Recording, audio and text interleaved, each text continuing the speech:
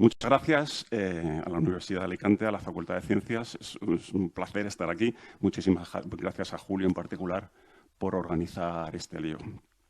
Yo trabajo en espacio desde hace 28 años y es mi ámbito donde domino. En Apuntes de Ciencia cubro cualquier cosa sin profundidad, pero mi conocimiento es de espacio. Pero Julio me dijo, bájate a la Tierra porque hemos hecho ya muchas cosas de espacio en conciencias, así que me tuve que salir un poquito de mi zona de confort y hacer esto que está relacionado con mi último proyecto en espacio. Criptografía, hasta la propia palabra da un poquillo así como de miedo, ¿no? Utiliza matemáticas complicadas que la mayor parte de la gente no entiende, pero la criptografía es fundamental para la privacidad. Sin ella, nuestros correos, nuestro historial médico, nuestras cuentas bancarias estarían a disposición de cualquiera. Así que la criptografía forma los cimientos de la sociedad digital y de la información que nos hemos construido. Os voy a hacer unos apuntes pequeñísimos sobre criptografía y al final toquetearé unas cuantas cosas cuánticas porque está relacionado. Ya lo ha dicho María Ángeles, criptografía está formada por dos palabras griegas, cripto, escondido, y grafía, escribir. Se trata de escribir mensajes que queremos que permanezcan escondidos, salvo para un subconjunto de personas que habilitamos para leerlos.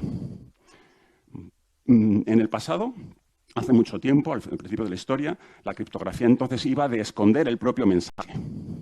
La cosa funcionaba más o menos así. Se cogía un esclavo, se le rapaba, se le tatuaba el mensaje, se le dejaba crecer el pelo y ala, ya tenemos criptografía. Claro, la herramienta de criptoanálisis, que significa encontrar lo que está escondido, pues en aquel caso era obvia, ¿no? Una navaja. La cosa no funcionaba muy bien y entonces en la época clásica de la criptografía lo que se hacía era alterar el mensaje para que fuese difícil de leer. Partimos de un texto claro en verde y mediante una transformación, que he querido representar con una hormigonera porque me mola, pues vamos a formar un texto ilegible, un texto cifrado que va a aparecer en rojo. ¿Y qué tenemos en la hormigonera? Pues en general un algoritmo de modificación, como digo, que se llama la cifra. Por ejemplo, cifrados por transposición. Se cogen las letras de tu mensaje y se cambian el orden. En este caso estoy escribiendo en tres filas y lo vamos a leer fila a fila de esta forma para dar lugar al mensaje cifrado. Estos son mensajes por transposición. Este en particular se llama por riel y la clave, la que nos va a permitir codificar y descodificar el mensaje, es que hay 3 filas. Con 4, pues el orden sería distinto. Esto se utiliza en la máquina criptográfica más antigua de la que se tiene noticia, que es la escítala espartana, que es un bastón de un ancho dado en el que se enrollaba una tira de cuero y ahí se escribía el mensaje y luego al desenrollarlo pues era ilegible hasta que se volvía a enrollar en otro bastón del mismo diámetro. Pero este tipo de cifrados es débil, es fácil de atacar con lo que se llama análisis de frecuencias, que consiste en utilizar el hecho de que en cada lenguaje la distribución, la frecuencia de aparición de las letras es distinto. Este es el diagrama de frecuencias para el idioma español. Las letras más populares son la E y la A. Entonces, si cogemos nuestro mensaje cifrado, que típicamente es grande, y hacemos un análisis de cuánto se repite cada letra, pues enseguida podemos ver que estamos hablando de un mensaje, de una cifra por transposición y descodifica el mensaje. Incluso la palabra conciencias, que es pequeñita, pues fijaos, 7 de las 8 letras que tiene está entre las 8 más populares del idioma español. Esto lo trató por primera vez un filósofo árabe del siglo IX de nuestra era, llamado Al-Kindi. Es el primer análisis criptográfico de la historia. Quedaos con estos. Los mensajes cifrados por transposición pues son menos anagramas, que en fin, que hoy en día son prácticamente un puzzle para niños o para aficionados. Entonces inventaron algo un poquito más complicado. Cifrados por sustitución, que consiste en cambiar las letras por otras. Entonces, en la cifra, dentro de nuestra hormigonera, hay un alfabeto que modificamos de determinada forma. Por ejemplo, letra a letra. En este caso, desplazamos el alfabeto 3 letras hacia un lado. Y se trata de coger la primera letra del mensaje, meterla por el alfabeto, encontrar su correspondencia y ya tenemos la primera letra del mensaje cifrado y así con todas. Este tipo de cifrado por sustitución se conoce como la cifra del César, porque el propio Julio César no se fiaba mucho de sus mensajeros y para hablar con funcionarios de alto rango y generales, pues utilizaba esto para que el mensajero no fuese capaz de leerlo. Fijaos qué naif, ¿no?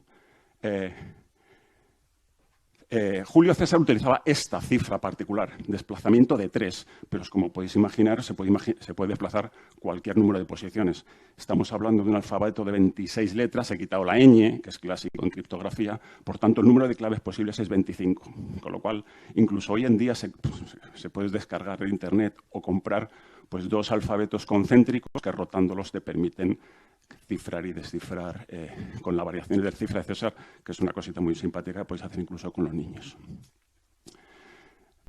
Claro, 25 cifras no da para mucho. Sin embargo, si alteramos el orden de cualquier forma, de tal forma que cualquier letra pueda mapear a cualquier otra en lo que se llama cifra monoalfabética generalizada, en este caso, la clave es el propio orden entero del alfabeto. Y como hay 26 letras, pues tenemos 26 factorial posibilidades, que son 10 elevando a 26 claves distintas.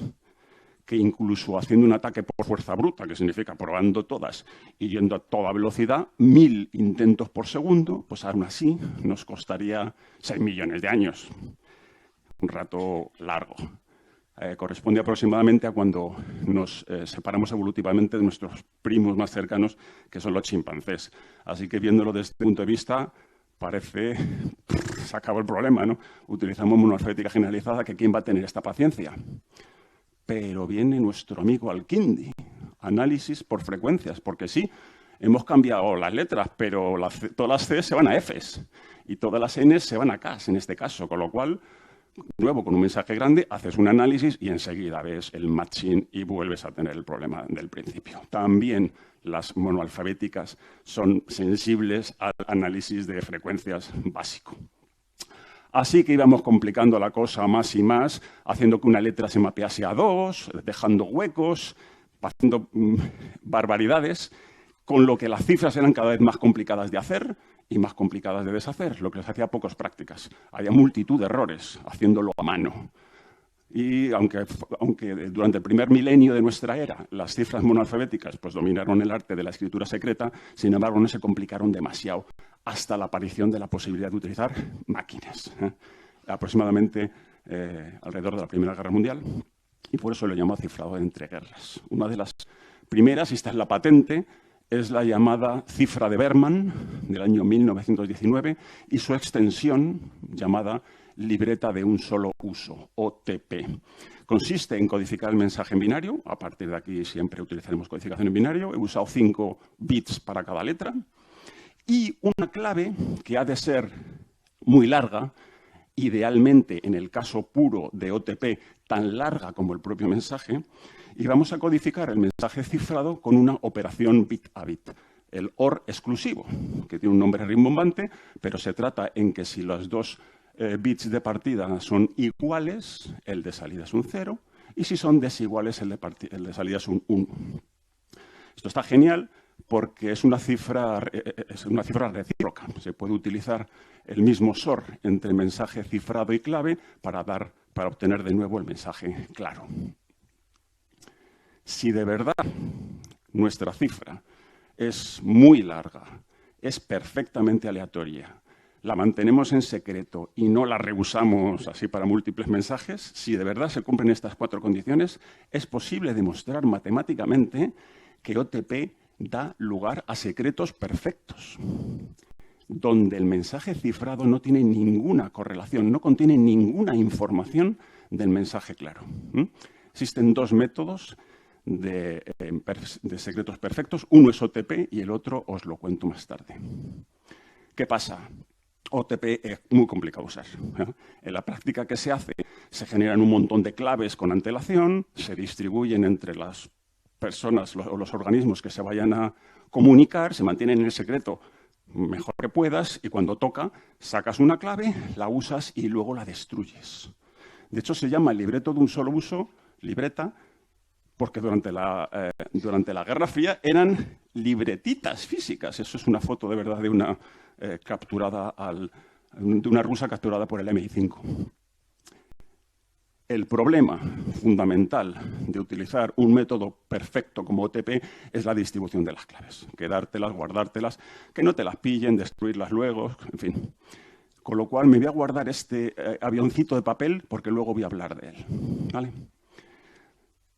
Llega la Segunda Guerra Mundial y se empezaron a utilizar lo que se llaman cifrados polialfabéticos. En vez de un único mapeo de alfabeto a alfabeto, pues varios en secuencia. Hubo multitud de máquinas que hacían cifrado polialfabético, muchas de ellas del bando aliado, pero sin duda la más popular es Enigma. Enigma tenía 3 alfabetos implementados como 3 rotores, que como su nombre indica, rotaban cuando dabas una tecla, se codificaba y hacía todo raca raca y te daba otra cifra polialfabética, con lo cual era un locurón. ¿Vale? ¿Quién rompió la cifra Enigma? ¿Alguien lo sabe? Efectivamente, fue un equipo de matemáticos polacos encabezado por Marian Rejewski. ¿Qué pasa? Esto fue al principio de la guerra. Enseguida se dieron cuenta los nazis y le pusieron 2 rotores más a la ya de por sí endiablada Enigma, pasando a 5. Locurón, no había que lo tratase. Entonces Marian y su equipo pusieron su conocimiento a...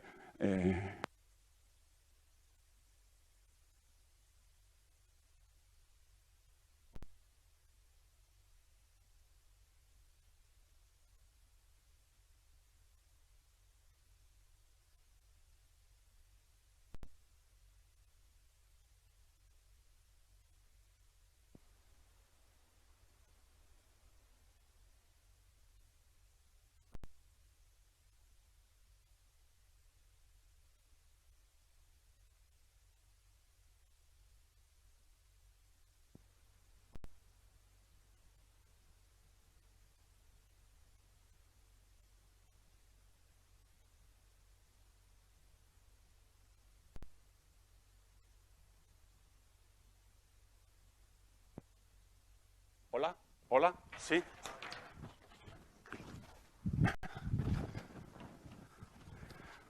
Se estaba diciendo que los nazis se dieron cuenta y complicaron, bueno, brutalmente Enigma y entonces las investigaciones de Marian y de su equipo pues se las pasaron a franceses e ingleses y ahí sí, en Inglaterra, de todos es conocido, que acabó por darle la puntilla pues, Alan Turing, pero él no estaba solo. En la mansión Bletchley estaban hasta 10.000 rompedores de códigos, de los cuales 6.500 eran mujeres, como nos recorrió el propio Julio Molero en un Día Internacional de la Mujer y de la Niña en la Ciencia del año 2019.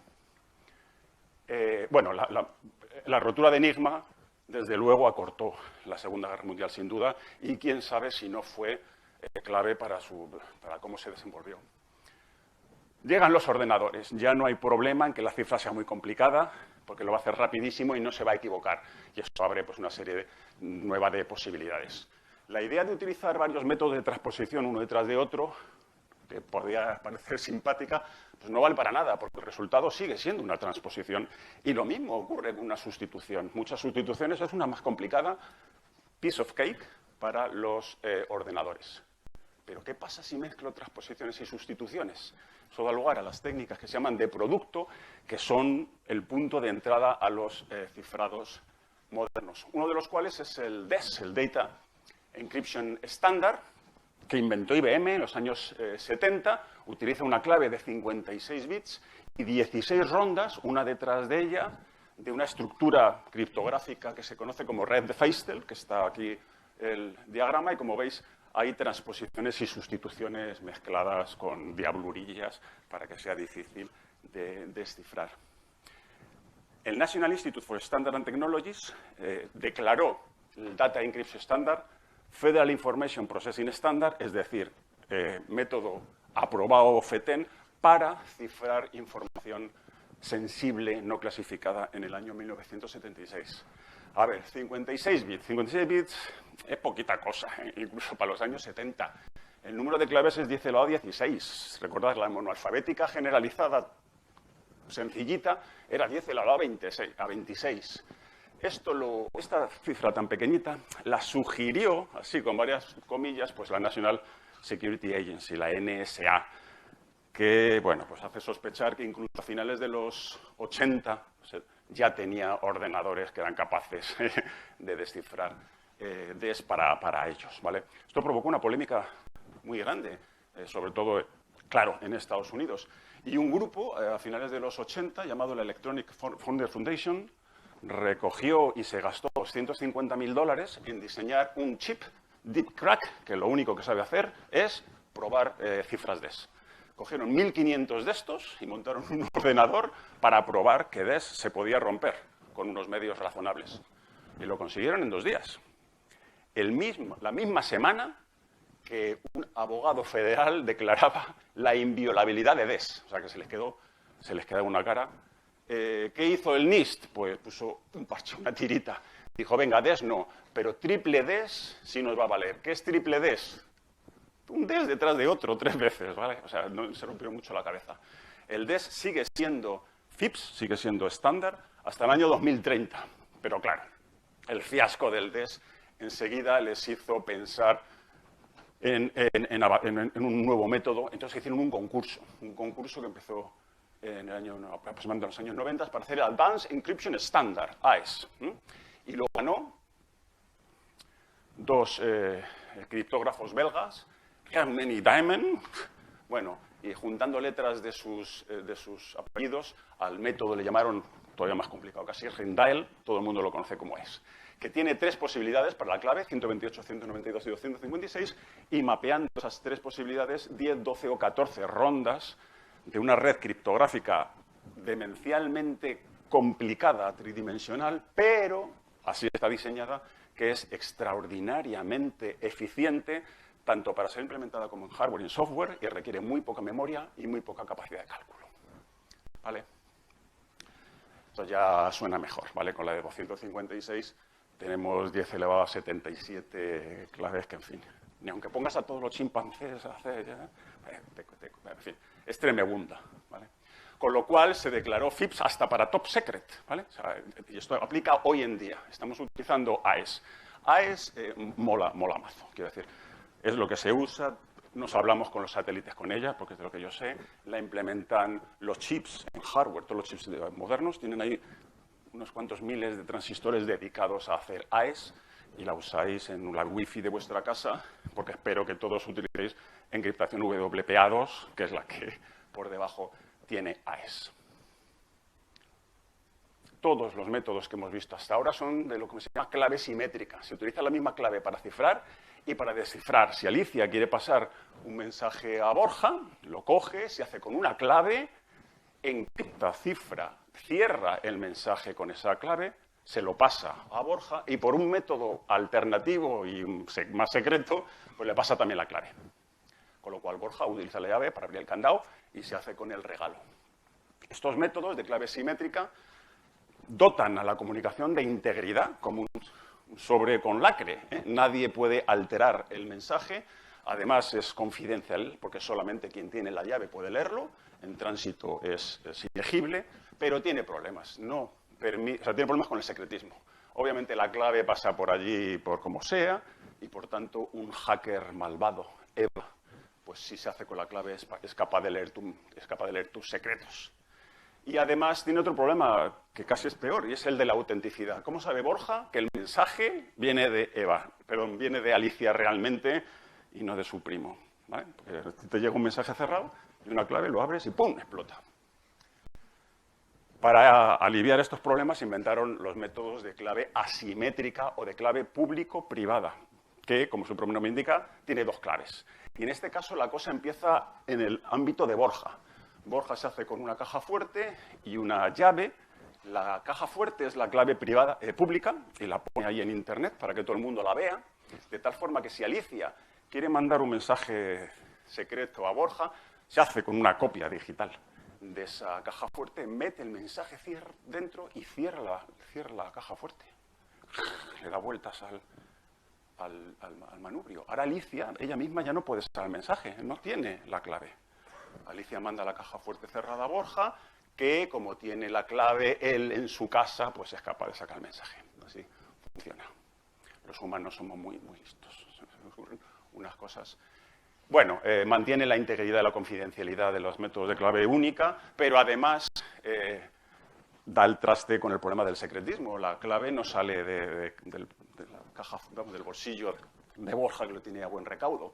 Y además es capaz también de lidiar con la autenticidad y con una nueva característica fundamental en la sociedad moderna, y es el no repudio. Es el hecho de que cuando Alicia manda un mensaje, luego no puede decir, ah, no, eso no era mío. No, eso está firmado dentro y ha sido tú, chica, que nos conocemos. ¿Cómo se conoce esto? Pues con unas infraestructuras de certificación que están basadas en lo que se llama ACEA, Autoridad de Certificación. En España, la AC raíz es CERES, de certificación española, que depende de la Fábrica Nacional de Moneda y Timbre, que es quien expide esos certificados que algunos de nosotros tenemos en el ordenador para hacer nuestra declaración de la renta y demás desde casa. Los métodos de clave asimétrica son costosos en términos de tiempo de ordenador, ¿vale? Entonces, típicamente lo que se hace es utilizarlos al principio de una sesión de Internet, para que nos sea familiar a todos, para autentificarnos mediante el intercambio de los certificados y acordar entre las dos partes de la comunicación una clave que se va a utilizar para el resto de la comunicación, para el vídeo y la videoconferencia con mogollón de datos, pero ya utilizando clave simétrica, ya que hemos garantizado que estamos autentificados y hemos acordado una clave.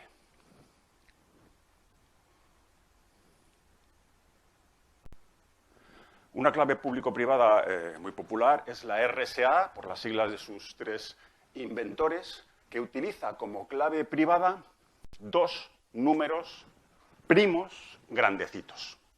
Y la clave pública es el producto de ambos, un número semiprimo demencial. Normalmente son mucho más grandes, pero no podía manejar la transparencia será. Normalmente son mucho más grandes, lo veremos un poquito luego. Como veis, obtener la clave pública a partir de la privada es trivial. En este caso, solamente multiplicar. Otros mecanismos utilizan curvas elípticas y otras gaitas, pero la gracia es siempre la misma. Obtener la relación de la clave pública con las privadas es fácil, pero al revés es tremendamente complicado. El problema de factorizar un número, pasar de este a este, si no supieseis que son esos dos, lleva la vida. Y en ese hecho de que la operación en un sentido sencillo y en el otro es muy complicado, está basada en vuestros secretos, ¿vale? Así que si conseguís factorizar, pues los amos del mundo. Esto es muy complicado, factorizar números primos muy grandes, pero puede que la cosa esté amenazada por este chisme de aquí, que es una imagen típica de un ordenador cuántico. Y esto me da pie a pasar a la última etapa de nuestro viaje, que es lo que llamo fase cuántica, donde voy a contar unas cuantas cosas cuánticas, porque esto es tremendo. Por ejemplo, existe la metrología, la simulación, el ordenador y la Internet cuántica. Voy apenas a rozar los dos últimos que están relacionados con la criptografía. El ordenador cuántico, más intuitivo no existe. Es tremendamente obtuso, es muy complicado. Me he inventado una metáfora que deja mucho que desear, como todas las metáforas, pero que espero que os abra pues, por lo menos una ventanita. Voy a utilizar imágenes y colorines. Bien, en un ordenador clásico, en un ordenador clásico utilizamos bits, en la mínima unidad de información. 0, 1, negro, blanco, arriba, abajo. Si hacemos una imagen de la Mona Lisa solo con píxeles 0 y blancos y negros, nos queda esta tristeza, ¿no? En un ordenador cuántico no tenemos bits, tenemos qubits, del inglés quantum bit, que se implementan con cosas pequeñitas como bucles superconductores, iones atrapados, puntos cuánticos, cositas muy chiquititas que se exhiben en comportamiento cuántico y que desde hace poquito tiempo tenemos la capacidad de manejar individualmente. ¿Vale? La cosa es que aparte de los estados fundamentales 0 y 1, que detrás hay mucha vaina matemática y se representan por estos símbolos ket 0 y ket 1 se leen, pues aparte de estos dos manifiestan, el mundo cuántico, la posibilidad de la superposición cuántica, el hecho de que puede estar ese estado en una mezcla de los dos bases, ¿vale? Ya sabéis la metáfora del gato de Redinger, que dicen que puede estar a la vez vivo o muerto, o una metáfora fatal, horrorosa, pero que, bueno, por lo menos puede dar una idea, y es el hecho de que una moneda girando pues no está ni en cara ni en cruz, está en algo que todavía no se sabe. Los qubits de verdad exhiben este tipo de comportamiento. Se representa en una esfera, sí, que se llama esfera de Bloch. Esta flechita gris oscura está apuntando hacia arriba porque tiene más de negro que de blanco. Es una combinación lineal de estos dos estados. Esto sí que es fácil, combinación lineal, lo hemos estudiado todos en el bachillerato, donde los coeficientes son números complejos y el negro son 4/5, tiene más módulo y, por tanto, la flechita está para arriba y apunta y es negrita. Esta otra de aquí es muy clarita, está apuntando hacia abajo, tiene más de 1 que de 0, porque el coeficiente, y aquí me molesta en poner un número complejo para que se nos quede en la memoria, es más grande el del estado fundamental 1, para abajo. ¿Vale? Es decir, un qubit de verdad es capaz de representar toda una escala de grises, con lo cual nuestra Mona Lisa pues ya luce así de maja. ¿Qué pasa si tenemos 3 bits? 3 bits normales son independientes y dan lugar a 8 colores, nos pongamos como nos pongamos, que son estos 8 de aquí. Con lo cual, una imagen de un bucólico embarcadero en una bahía, bueno, pues resultaría así de estridente, si quieres. ¿Qué pasa si tenemos 3 qubits? Bueno, pues ya nos imaginamos que con los qubits somos capaces de hacer cualquier sombra de esos colores, cualquier nivel de saturación. Pero, chan chan, y aquí viene otro efecto cuántico que va a ser la madre del cordero. Es posible entrelazar estos qubits. Esto es un palabra cuántico que significa que la función de onda, el estado real, no se puede describir de forma independiente para un qubit. No uséis qubit, para un átomo y para el otro. No, sus funciones de onda no son independientes, están en un estado ligado, ¿vale? Con lo cual, el ordenador cuántico con 3 qubits es capaz de explorar todos los colores a la vez, ¿vale? Si os imagináis el asunto. Con lo cual, nuestro embarcadero pues ya sería así de majo. Esto es lo que dota de potencia al ordenador cuántico, la superposición y el entrelazamiento. 2 palabras que equivalen a que un ordenador con un determinado número de qubits sea capaz de explorar todo el espacio de soluciones en paralelo, ¿vale? Pero hay un problema, o hay un gotcha. Al final queremos saber cuál ha sido el resultado de nuestro cálculo, con lo cual tenemos que observar al ordenador cuántico. Tenemos que hacer lo que se llama una medida. Y la medida en cuántica hace colapsar. La función de onda pasa, porque sí y porque nuestro universo es así, pasa a cada uno de los estados base. Con lo cual volvemos a tener... ¿He perdido? Sí. Volvemos a tener los mismos colores de antes, pero, y esta es la metáfora, bueno, conseguimos una foto con solo estos 8 colores, pero digamos que mejor, más potente que la original, porque la hemos trabajado no bit a bit, sino de forma conjunta, en paralelo. ¿Vale? ¿Qué es un ordenador cuántico? En una sola slide. Es un conjunto de qubits que pueden tener un estado superpuesto, que son capaces de entrelazarse en ellos y que con nuestra arte moderna hacemos que interfieran selectivamente estos coeficientes que os hablaba antes para que unos estados suban y bajan, de tal forma que en nuestro algoritmo lo queremos hacer de tal forma que al final tengamos unos coeficientes mucho más gordos correspondientes a la solución del problema que queremos resolver. Cuando medimos, cuando le decimos ¿cuál es el resultado?, él nos dice gato verde fiesta, y se ha roto todo el entrelazamiento y todas las superposiciones. Esto es un ordenador cuántico con imágenes y gatos. Algoritmos cuánticos. Se representan así, lo que se llama un circuito cuántico. Cada línea horizontal es un qubit y las cajas cuadradas esas se llaman puertas, porque se hace un paralelismo con las puertas clásicas, la AND, la OR, que es otra cosa. La H de la izquierda se llama puerta de Hadamard y lo que hace es coger un estado en ket 0, es decir, un estado base 0, y lo pone en superposición perfecta entre los estados 0 y 1, en superposición perpendicular. Y bueno, la de la derecha, por ejemplo, es una puerta medida u observación que colapsa el gato, ¿vale? Tenemos un estado cuántico representado por una única rayita y lo hacemos pasar a dos estados clásicos, 0 o 1. Por eso le salen dos patitas por la derecha. Aquí ya ha acabado la cuántica y ya podemos trabajar con ese resultado en un ordenador clásico. Os voy a poner dos ejemplos de algoritmos cuánticos. La primera vez que lo vi yo, o sea, me reventó la cabeza estrictamente. Bueno, el algoritmo de Grover sirve para buscar en una tabla no ordenada, que es equivalente al problema de invertir una función. Si yo os digo que pensa en un número del 0 al 100, venga, del 1 al 100, y os pido que lo adivinéis, diréis 47. Yo digo no. 23, yo digo no. 98, yo digo no. No os doy ninguna información. En promedio vais a tener que utilizar 50 intentos y en el peor de todos 99. Es decir, el problema de buscar en una tabla no ordenada es lineal. Si el espacio de problemas se duplica, necesitas el doble de posibilidades para intentar acertar. Bueno, pues el algoritmo de Grover funciona en orden raíz cuadrada del tamaño del problema. Es decir, es capaz de adivinar el número del 0 al 100 que os estaba haciendo solo preguntándome 10 veces.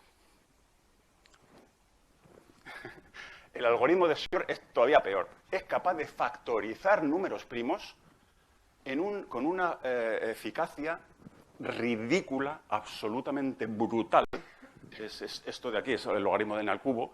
Esto es increíblemente eficaz porque el mejor método para calcular números primos es la criba de Stótenes, eso de me tacho todos los múltiplos de 2, tacho todos los múltiplos de 3, tacho todos los múltiplos de 5, voy tachando todos los múltiplos de los primos anteriores. Es ridículamente difícil. Bueno, pues Shor es eficaz, es capaz de factorizar números primos en un tiempo decente. Las puertas y las operaciones cuánticas no son más rápidas que las operaciones en un ordenador que tenéis en vuestra casa. Este portátil es mucho más rápido operación a operación que un ordenador cuántico, pero un ordenador cuántico necesita un número exponencialmente inferior de operaciones. En vez de 10 elevado a 37 operaciones, te lo hacen 23. Y esa es la gracia de los ordenadores cuánticos. Buscar en tablas, hacer inversión de funciones, factorizar números.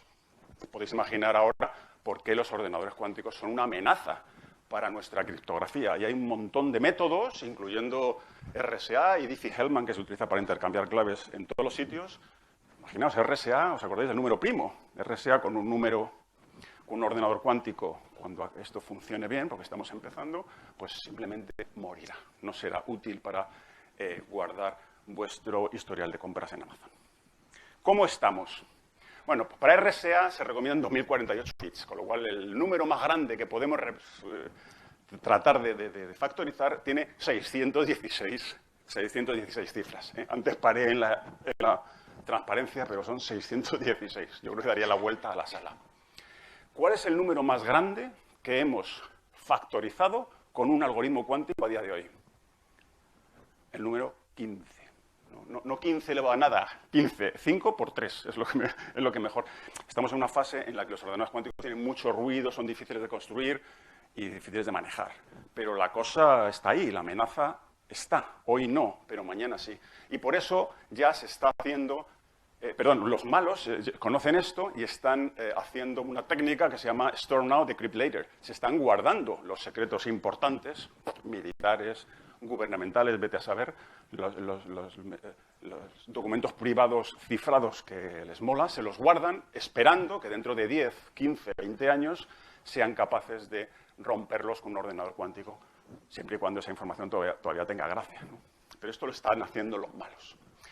El NIST lo sabe y ya está trabajando desde hace una década aproximadamente en nuevos algoritmos que sean resistentes al ordenador cuántico. A menudo esto se le llama criptografía postcuántica, pero es un nombre súper confuso y es mucho mejor utilizar resistente a cuántica. En julio del año pasado se publicó los resultados de este concurso. Ganaron estos 4 algoritmos y estos 4 quedaron como reservas. Y fijaos la gracia, en apenas un par de semanas el sí que cayó, un gran matemático lo destruyó con un ordenador clásico en apenas 2 horas. Para esto sirve hacer público los resultados de estos concursos, para que la los matemáticos y el resto de la sociedad lo ataque y, bueno, encuentren fallos que hacen que simplemente, obviamente, se descarte. La computación cuántica no va a exponer vuestro historial de navegación hoy, pero es una amenaza real y, bueno, las empresas y los gobiernos pues se están poniendo las pilas. La Internet cuántica es una futura red inhackeable, ultra segura, en fin, algo que no existe todavía. Utilizará en su momento pues, criptografía cuántica y aquí sí que tenemos un ladrillo que nos va a permitir construir esto que se llama Quantum Key Distribution, distribución de claves mediante cuántica. Y es el avioncito este que he tenido aquí aburrido toda la charla, me lo he subido allá. Si Alicia quiere acordar una clave con Borja, puedo utilizar, bueno, hay dos familias de métodos, y este es uno de las familias, BB84, por sus inventores y el año. Voy a explicar este que es más fácil de entender.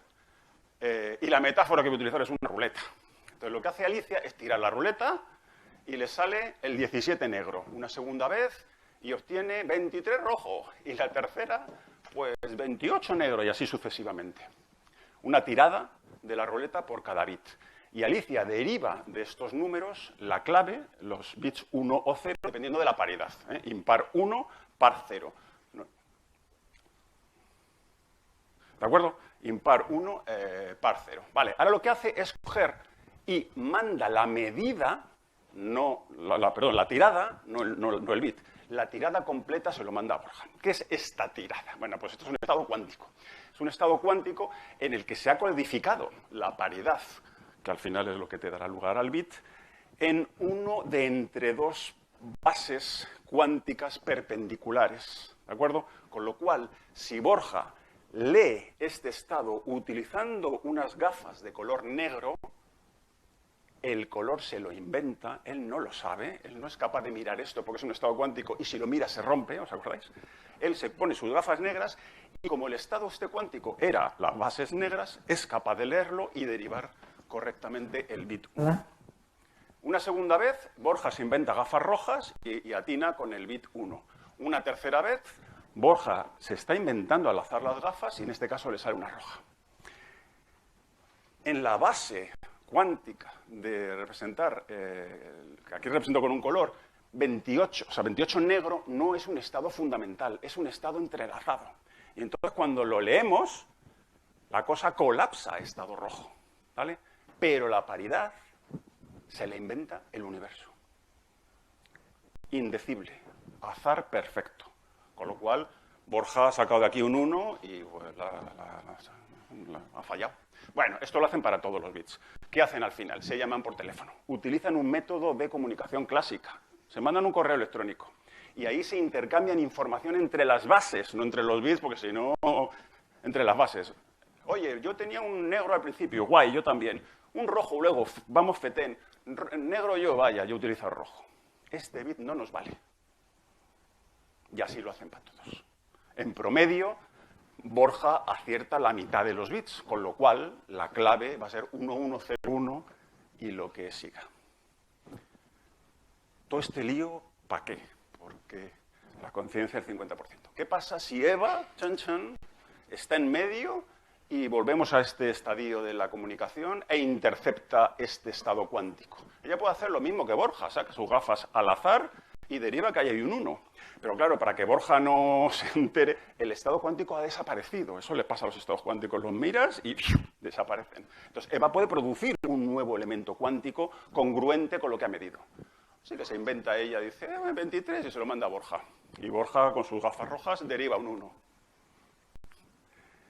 Vaya, no hemos conseguido nada, parecería. Pero ¿qué pasa? Que este 50% de aciertos ahora ha pasado a Eva. Eva ha acertado el 50% y, por tanto, Borja también ha acertado un 50% de los de Eva. De tal forma que cuando Borja y Alicia se llamen, van a encontrar que entre ellos han acertado un 25%. Es decir, de forma estadística, en un número de bits grandecito, tienen certeza absoluta de que el mensaje, la cifra, se ha puesto en compromiso. Por lo tanto, simplemente no la usan. no se han intercambiado todavía el mensaje. El mensaje lo harán más adelante cuando tengan la cifra y utilizan un método simétrico o lo que sea, un OTP. Ahora sí tenemos una clave segura, perfecta, larga, y pueden utilizar OTP con todas las ventajas. Esto es, en este sentido, la física garantiza que la distribución cuántica de claves es también, bueno, proporciona secretos perfectos, como lo hacía el OTP. ¿Cómo va esto en la práctica? Pues se utilizan fotones, muy a menudo, fotones como elementos cuánticos, y se codifica en la polarización vertical o horizontal o en la fase, en fin, no nos metemos, pues la información está de dos estados cuánticos conjugados que os he comentado. ¿Qué pasa? Que las fibras están hechas de vidrio de muy buena calidad, pero de vidrio, y las sutiles informaciones cuánticas pues acaban cayendo, acaban sufriendo el problema que se llama de la decoherencia, se desperdigan por entre la fibra, con lo cual pues solamente llega a unos 100 kilómetros. De tal forma que si queremos hacer una comunicación de este tipo, a más de 100 kilómetros nos toca cada 100 kilómetros poner una base y relanzar el mensaje. Y obviamente ese sitio intermedio tiene que ser muy seguro, porque ahí están viendo todos los bits. Ahí si se cuela EVA.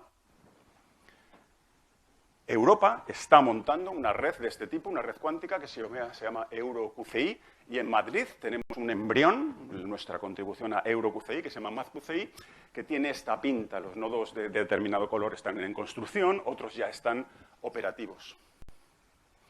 Pero quien arrasa, como suele ocurrir, son los chinos. Los chinos ya tienen montada una red de distribución cuántica de claves entre Shanghái y Beijing a 2.000 kilómetros, con 20 o 25 nodos intermedios y 46 en total, formando redes, sobre todo en Beijing y en Shanghái. Pero si los fotones se atascan en fibras, a alguien se le ocurrió que podíamos utilizar el aire, mandar los fotones por el aire e incluso por el espacio, donde hay menos atomitos y las cosas nos van a durar más. Y efectivamente, los chinos también lo han hecho. ¿Vale? Han hecho el Quantum Experiment at Space Scale, el QUESS, han montado un satélite con el que han montado a bordo un nodo, así se llaman estas cosas, un nodo QKD, y se hablan con el Urumqi, que yo nunca lo había oído, que es una ciudad que tienen en el extremo oeste, ahí cerca de Kazajistán, y más aún han hecho un experimento, un prototipo, hablándose con Viena, una universidad de Viena, a 7.000 y pico kilómetros, pues han conseguido, es una técnica distinta, utiliza fotones entrelazados, pero ese equivalente es QKD. El satélite este se llama se llama Micius, derivado del nombre de un filósofo y físico chino, bueno, físico, ya sabéis que en esa época todo se mezclaba, llamado Mozi, del siglo IV a.C., que estudió las propiedades de la luz, ¿vale? Por eso le llamamos Micius. En la Agencia Espacial Europea, en Europa, quiere duplicar, porque no va más allá, el experimento chino, se lanzará, si todo va bien, el año que viene. Las cosas del espacio van despacio, digo yo, con lo cual se suelen retrasar. Pero bueno, van a hacer algo semejante, un satélite que se llamará Eagle One y que podrá conectar nodos terrestres en Europa. Pero si los chinos tienen a Mozi, los españoles tenemos a Juan de Caramuel, que es un superdotado del siglo XVII, que entre otras cosas estudió criptografía e inventó el código binario, aunque luego se lo plagió Leibniz, pero fue nuestro amigo Juan de Caramuel. Así que en su honor hemos llamado Caramuel a un sistema de distribución cuántica de claves que queremos que no sea un prototipo, sino que sea un sistema operacional real que vamos a mandar nada más y nada menos que hasta la órbita geoestacionaria, que está a 36.000 kilómetros de altura, con lo cual tenemos una visión de un tercio de la Tierra. Nuestro objetivo es conseguir establecer comunicaciones de este tipo entre Europa y América. Y hemos hecho un análisis de viabilidad, vemos que es posible, un conjunto de empresas, todas españolas, todas, liderada por Hispasat y Thales Alenia Space España, entre las que está GMV, que es mi empresa. Y que, si todo va bien y hay dinero para luego fabricarlo, pues se lanzará en un par de años. Y hasta aquí lo que os quería contar. Quería dar las gracias a Víctor Gaspar Martín, que me ha ayudado con algunas cositas de la charla. Muchas gracias.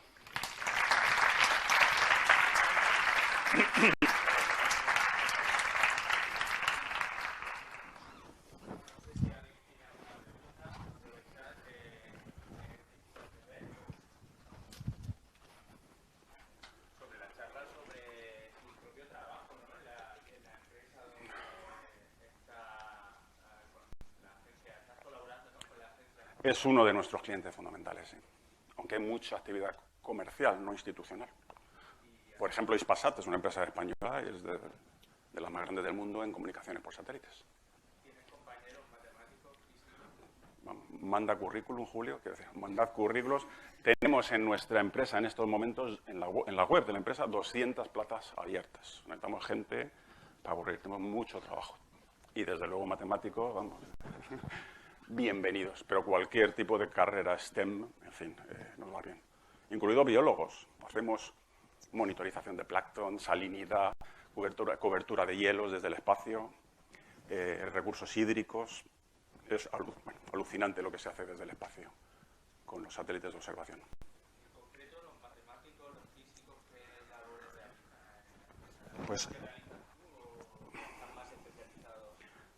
dentro de una empresa al final creces como quieres, pero un perfil físico-matemático pues son perfectamente maleables, con lo cual tienen una base que desde programar hasta diseñar sistemas grandes o hacer investigación en satélites de posicionamiento.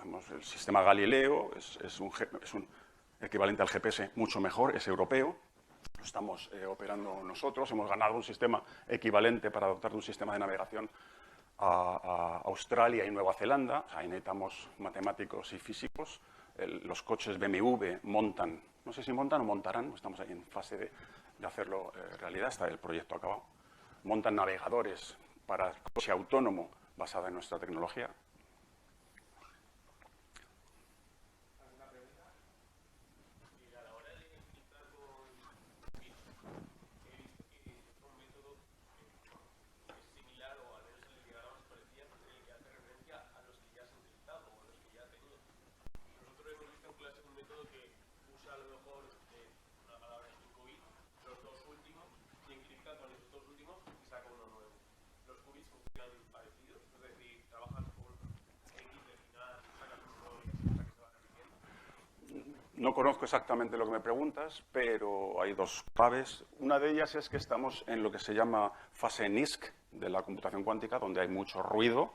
Esto que os he contado es perfecto en las slides, perfectamente dibujadas. El caso es que los pobres qubits acaban decayendo y hay que añadir qubits de control, qubits de redundancia y qubits para mantener la paridad, lo que os contaba de la paridad, pues de los otros, ¿vale? Con lo cual unos se ayudan a otros. Pero la gracia fundamental es que no utilizo dos qubits para alimentar a otro. Eso es una forma de pensar un poco clásica, si me permites la crítica, entre comillas. La gracia es que los qubits trabajan en paralelo, probando a la vez todas las posibilidades mediante un enlace, o sea, mediante un estado entrelazado. Eso, en fin, yo casi lo tengo aprendido de memoria, porque es que me cuesta visualizarlo. Si no te pones a ello. Yo jugueteaba apenas con un ordenador cuántico, me he hecho un curso que está disponible de IBM, que se llama... hay un sistema que se carga en Python que se llama Qiskit, lo podéis bajar, el curso es abierto, es fabuloso. Con lo cual yo he empezado a ver, bueno, digamos que me imagino lo que es capaz de hacer un ordenador cuántico, aunque no lo he programado todavía. Es muy antiintuitivo. Entonces siento no darte una mejor respuesta, pero es la que tengo.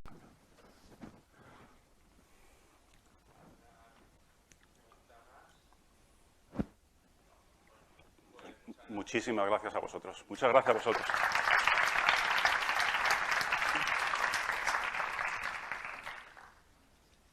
Bueno, yo solo quiero dar las gracias. Voy a subir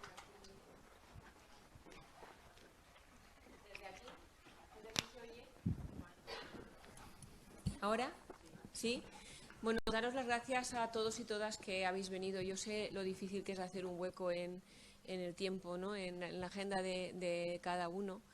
Pero la Facultad de Ciencias está muy concienciada de la necesidad de la divulgación científica, no solamente de que cada uno nos metamos en nuestros cubículos, en nuestros despachos o en vuestras casas a estudiar una parte de una rama de conocimiento determinada, sino en divulgar la ciencia a la sociedad en general, pero también a nuestro alumnado y al profesorado. Por eso, hace unos años, hace 3 años, organizamos, pusimos a punto este programa de conciencias que aprovecho para dar las gracias a Julio Mulero, que es quien lo lleva y quien, no sé cómo lo hace, pero encuentra siempre a los mejores para que vengan bueno, pues a darnos un poquito de su sabiduría, traernos un poco de su sabiduría y su saber qué hacer, ¿no?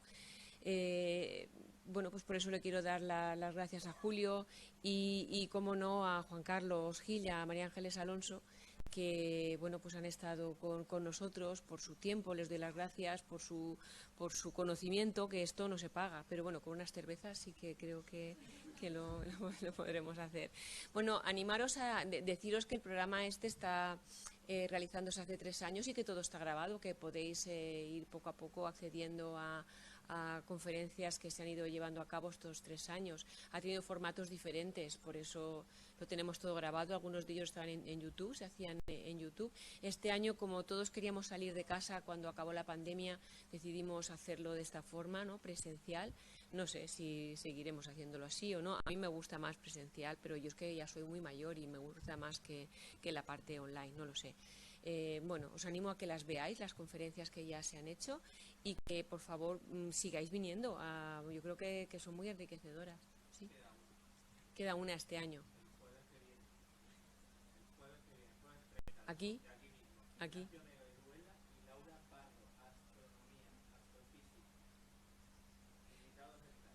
Muy bien, pues muchas gracias.